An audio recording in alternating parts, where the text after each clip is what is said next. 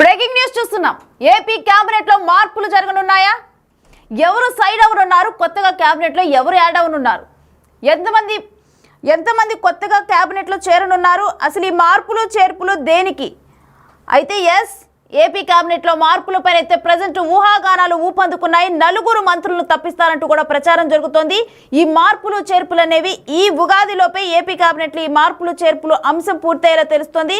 అయితే 4 మంత్రుల పనితీరుపైన అయితే ప్రజెంట్ చంద్రబాబు చాలా సీరియస్ గా ఉన్నారని తెలుస్తోంది. ఇప్పటికే వాళ్ళ పనితీరును కూడా మార్చుకోవాలని ఆయన వార్నింగ్ ఇచ్చినట్లుగా, హెచ్చరికలు వెళ్ళినట్లుగా తెలుస్తోంది.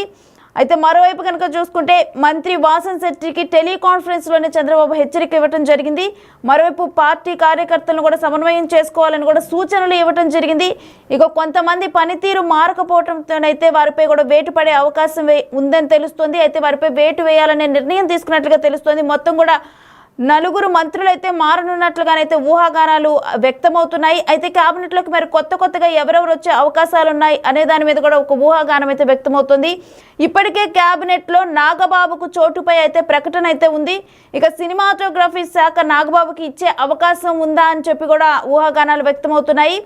ఉత్తరాంధ్ర కీలక మంత్రి కూడా ఈ కేబినెట్ నుంచి బయటకు పంపించేస్తున్నట్లుగా, ఈ కేబినెట్ నుంచి అవుట్ అవుతున్నట్లుగా తెలుస్తోంది. ఇక అదే స్థానంలో పల్లా లేదా ఇతరులకు అవకాశం ఇచ్చేటట్లుగా తెలుస్తోంది.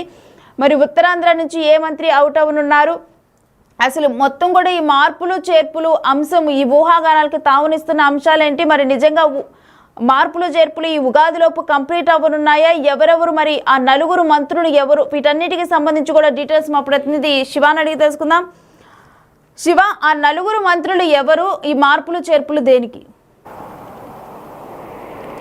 మొత్తం మీద చూసుకుంటే ఆంధ్రప్రదేశ్ క్యాబినెట్లో మార్పులు చేర్పులు చేయాలని చెప్పి కూడా ఏపీ సీఎం చంద్రబాబు నిర్ణయం తీసుకున్నట్టు తెలుస్తూ ఉంది. ఈరోజు మార్పులు చేర్పులకు సంబంధించి కూడా ఈరోజు క్యాబినెట్ భేటీ జరుగుతుంది. ఈ క్యాబినెట్ భేటీ ఇప్పటికే ప్రారంభమైంది. క్యాబినెట్లో పలువురు మంత్రుల తీరుపై సీఎం చంద్రబాబు తీవ్రస్థాయిలో అసంతృప్తి, ఆగ్రహంతో ఉన్నారు. దాదాపు ఈరోజు క్యాబినెట్లు మంత్రులకు సంబంధించి సీఎం చంద్రబాబు, పవన్ కళ్యాణ్, లోకేష్, అనిత వీరందరితో సహా అందరికీ కూడా సీఎం చంద్రబాబు రేటింగ్ అంటే మార్కుల గ్రేడ్ ఇవ్వబోతున్నారు.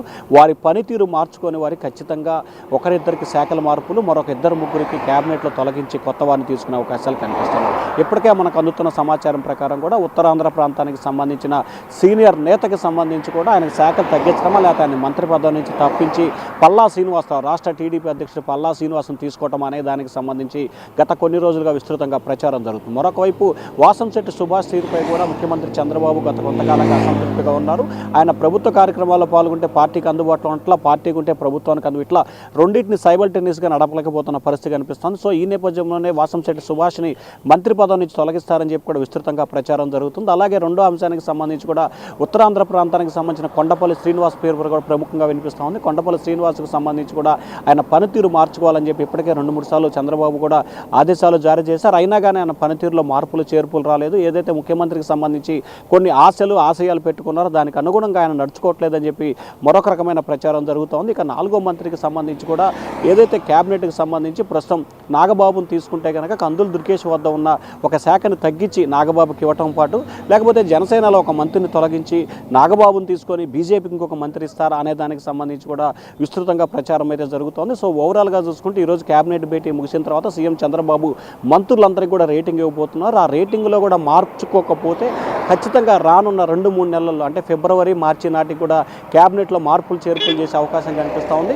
3 నుంచి 4 మంత్రులకు ఉద్వాసన పలకడంతో పాటు 2 నుంచి 3 మంత్రులకి శాఖలు మార్చే అవకాశాలు అయితే విస్తృతంగా కనిపిస్తున్నాయి. మరి చూడాలి ఏపీ క్యాబినెట్లో ఉండేవాళ్ళు ఎవరు, ఇన్నెవరు, అవుట్ ఎవరు అనే ఉత్కంఠ అయితే ప్రస్తుతం ఆంధ్రప్రదేశ్ రాజకీయాల్లో హాట్ టాపిక్గా మారింది. 6 నెలల ప్రభుత్వ పనితీరుపై ఈరోజు చంద్రబాబు మంత్రులకు ప్రోగ్రెస్ రిపోర్ట్ ఇవ్వబోతున్న నేపథ్యంలో ఎవరికి ఎటువంటి ప్రాముఖ్యత లభించబోతుంది, ఎవరికి ఎన్ని మార్కులు వస్తాయనే ఉత్కంఠ ఇటు రాష్ట్ర ప్రజల్లోనూ, ఆ నియోజకవర్గ ప్రజల్లో, మంత్రుల్లోనూ కొనసాగుతూ ఉంది. రేణుశ్రీ, ఇచ్చే అవకాశం ఉందా? అంటే ప్రధానంగా చూసుకుంటే ప్రస్తుతం సినిమా ఫోటోగ్రఫీకి సంబంధించి కూడా పవన్ కళ్యాణ్ గతంలోనే క్యాబినెట్ తీసుకునే సమయంలో కూడా ఆ శాఖ తమ వద్దే కావాలని చెప్పి ఆయన ఘంటాపథంగా కోరుకున్న పరిస్థితి కనిపించింది.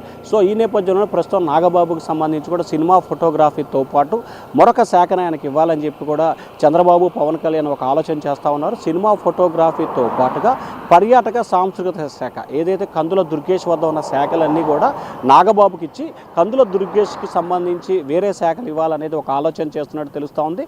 లేకపోతే కందుల దుర్గేష్ ఒక 6 నెలలు చేశారు కాబట్టి అతన్ని మార్చి అతని ప్లేస్లో నాగబాబుని తీసుకుంటారా, లేకపోతే కందుల దుర్గేష్ని కూడా కొనసాగించి కందుల దుర్గేష్కి సంబంధించి అచ్చెన్నాయుడు వద్ద కొన్ని శాఖలు తగ్గించాలని చెప్పి, లేకపోతే ఆయన శాఖ మార్చాలని చెప్పి, లేకపోతే ఆయన్ని విడత ఆపి చివరిలో తీసుకోవాలని చెప్పి మరొక రకమైన ప్రచారం జరుగుతున్న నేపథ్యంలో సో అచ్చెన్నాయుడు వద్ద ఉన్న వ్యవసాయ సహకార శాఖలకు సంబంధించి కొన్ని శాఖల్ని దుర్గేష్కి ఇవ్వబోతున్నారు. ఇట్లా రకరకాల ఈక్వేషన్స్, సామాజిక పరిణామాలు, ఆ జిల్లాలో ఉన్న ఈక్వేషన్స్, ఇట్లా రకరకాల కోణాలతో మార్పులు చేర్పులతో పాటు ప్రధానంగా చూసుకుంటే కనుక నాగబాబుకు సంబంధించి గతంలో ఎప్పటి నుంచి కూడా చూసుకుంటే సినిమా పరిశ్రమకు చెందిన వ్యక్తులు ఎవరు వచ్చినా కానీ సినిమా ఫోటోగ్రఫీతో పాటు సాంస్కృతిక పర్యాటక శాఖలను ఎక్కువగా తీసుకోవడం జరుగుతుంది. సో నాగబాబు కూడా ఆ 3 శాఖలు కేటాయిస్తారని చెప్పి కూడా విస్తృతంగా ప్రచారం అయితే జరుగుతుంది. మరి చూడాలి, రానున్న 10-15 రోజుల్లోనే నాగబాబుని ఏపీ క్యాబినెట్లో తీసుకోబోతున్న నేపథ్యంలో నిజంగా సినిమా ఫోటోగ్రఫీ పర్యాటక సంస్కృతి శాఖ ఇస్తారా, లేకపోతే వేరే శాఖలు ఇస్తారా అనేది విస్తృతంగా ప్రచారం జరుగుతుంది. అయితే మనకు అందుతున్న సమాచారం ప్రకారం పర్యాటక శాఖతో పాటు సినీ ఫోటోగ్రఫీ శాఖను కూడా నాగబాబుకి ఇచ్చే అవకాశాలు కనిపిస్తూ ఉన్నాయి. రేణుశ్రీ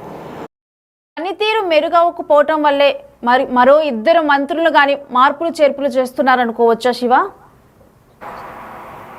అంటే ఖచ్చితంగా ముఖ్యంగా ఇక్కడ చాలా ఈక్వేషన్స్, ఎందుకంటే గతానికి భిన్నంగా గత ప్రభుత్వం వైసీపీ సర్కారు వ్యవహరించిన తీరు పట్ల ఆంధ్రప్రదేశ్తో పాటు పార్టీ నాయకులు కేడర్లో ఒక ఆలోచనలు, ఒక ఆశయాలు, ఒక కమిట్మెంట్లు ఉన్నాయి. సో ఈ కమిట్మెంట్లతో పాటు ఇటు పార్టీ కార్యకర్తలకు సంబంధించిన వారి ఆలోచనలు, వారి అభిప్రాయాలు తీసుకోవడంతో పాటు ప్రజల్లో మంచి పరిపాలన అందించి 2029లో మరొకసారి అధికారంలోకి రావాలనేది కూటమి ప్రభుత్వ లక్ష్యంగా కనిపిస్తోంది.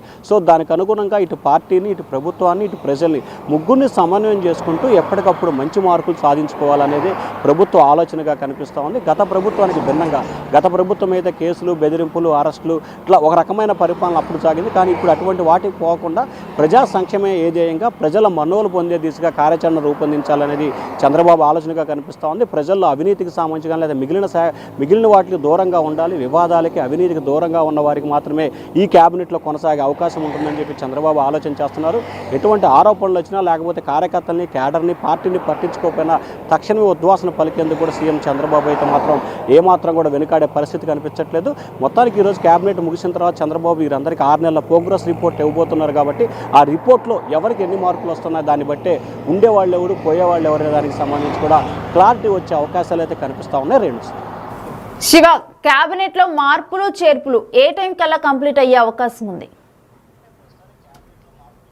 కానీ క్యాబినెట్లో మార్పులు చేర్పులకు సంబంధించి కూడా 2 రకాల ఈక్వేషన్స్ వినపడుతున్నాయి. ఒకటి, సంక్రాంతి తర్వాత నాగబాబుని క్యాబినెట్లో తీసుకున్నప్పుడే మార్పులు చేర్పులు ఇన్ అవుట్లు చేయాలనేది మరొక రకమైన ఆలోచనగా కనిపిస్తూ ఉంది. ఒకవేళ నాగబాబుని సంక్రాంతిలోకి తీసుకోకుండా ఉగాదిలోపు కనుక తీసుకున్నట్లయితే కనుక ఖచ్చితంగా ఉగాదికి చేయాలనేది ఆలోచన. సో ఓవరాల్గా చూసుకుంటే సంక్రాంతి తర్వాతన లేదా ఉగాదిక ఈ రెండిట్లోనే ఏదో ఒక టయాన్ని ఖచ్చితంగా క్యాబినెట్లో మార్పులు చేర్పులు జరిగే అవకాశాలు కనిపిస్తున్నాయి. ఒకవేళ మంత్రులకు కనుక కొంత టైం ఇచ్చి హెచ్చరిక ఇచ్చి సీఎం ఈరోజు వారికి కనుక కొంత టైం ఇస్తే కనుక ఖచ్చితంగా క్యాబినెట్లో మార్పులు చేర్పులు సంబంధించి ఉగాది నాటుకుండే అవకాశం కనిపిస్తూ ఉంది. నాగబాబుని రానున్న 15-20 రోజుల్లోనే క్యాబినెట్లో తీసుకునే అవకాశాలు కనిపిస్తూ ఉన్నాయి. Renusri, thanks for the details Shiva.